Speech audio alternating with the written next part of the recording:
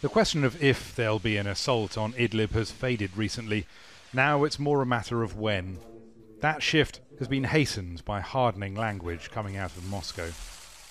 It was with satisfaction that we noted the majority of the Syrian Arab Republic is now freed of terrorists. What we need now is to wipe out those terrorist groups which persist, particularly in the de-escalation zone in Idlib. Sergei Lavrov was meeting his Syrian counterpart Walid al-Mualem in the Russian capital. Mualem said they'd finish the groups they call terrorists, but also try to protect civilians. The decision of the Syrian leadership is to fight al-Nusra Front, whatever the sacrifices are. We are ready to exert every possible effort not to harm civilians. But civilians have paid a heavy price in previous Russian-backed Syrian government pushes to recapture rebel areas, the sieges and bombardments of Aleppo, Ghouta and Daraa.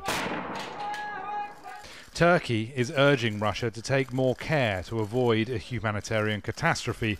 Ankara wants extra time to persuade any armed groups in Idlib open to a deal, something the UN Special Envoy to Syria also advocates. One avenue would be to, one, not accelerate military escalation and give a little bit more time for this type of discussion.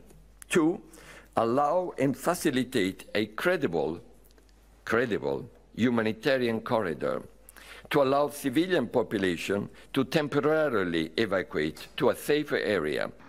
Moscow says it'll consider de Mistura's humanitarian corridor suggestion, and it needs to show it's listening to Turkey.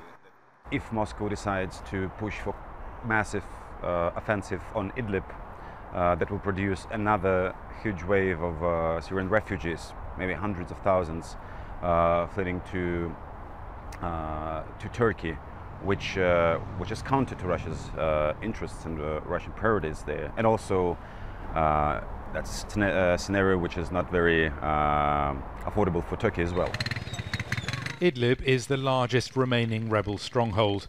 If the Syrian government takes it, Damascus will claim the war is effectively over and that it's won.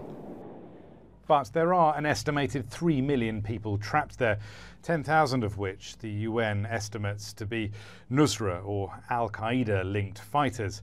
And the severity of the onslaught that they all receive depends largely on how much force the Russian and Syrian militaries are willing to use. Rory, Challands, Al Jazeera, Moscow.